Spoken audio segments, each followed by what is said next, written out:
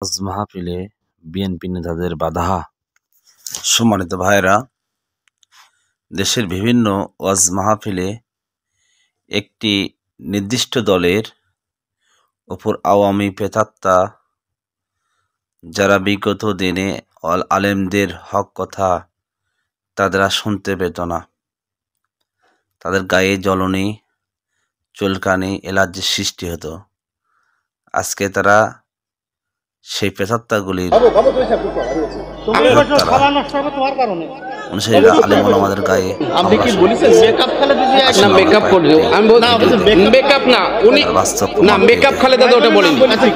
আমি সবার কথা বলছি, আমি তো অনেকের কথা বলছি।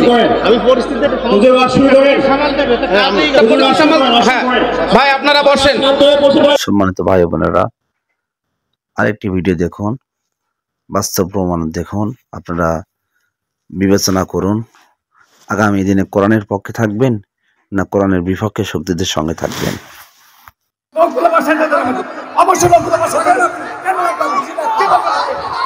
কিন্তু উনি আমাকে আঘাত করার কথা বলেছেন, উনি আমাকে মারার কথা বলেছেন স্টেজের ভিতরে। এটা কোনো মানবতা হতে পারে না, কিছুতেই হতে পারে না। আমি কথা বলতাম না, আমি লোকগুলো বাসাইতে দেব, লোকগুলো বাসাইতে দেব, অবশ্যই লোকগুলো বাসাইতে দেব।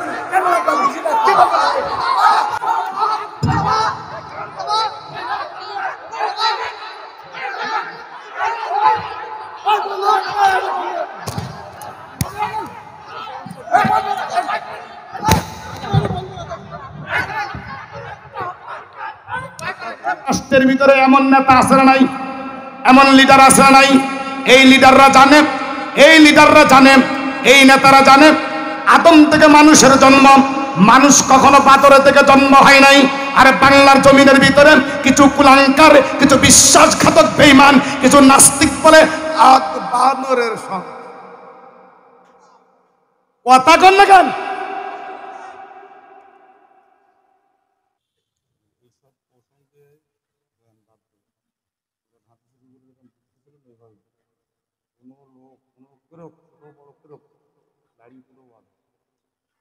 আমি তো রাড়ি কোনো ওয়াজ করি না।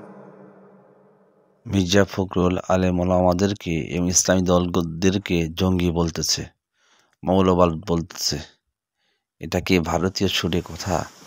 সম্মানিত ভাইরা, এই ভিডিওগুলি দেখে দেশের সাধারণ জনগণকে গণতান্ত্রিক ব্যবস্থা ইসলামের বাংলাদেশে মৌলবাদের উত্থান কোথা থেকে দেখলেন? আবার নতুন করে বিধিবিধান চায় না, এই একই বয়ান দিয়ে বাংলাদেশে ফ্যাসিবাদ প্রতিষ্ঠা হয়েছে। জনের সচেতনতা, শেখ হাসিনা 16 বছর ফ্যাসিস্ট শাসন চালাতে পেরেছে। এই মৌলবাদের কাজ ফেরি করে তারা চালাতে পেরেছে। আপনাদের সুন্দর এই মৌলবাদের কাজ ফেরি করে বাংলাদেশে গুম খুন হয়েছে। এই মৌলবাদের কাজ ফেরি করে বাংলাদেশে আয়নাঘর হয়েছে।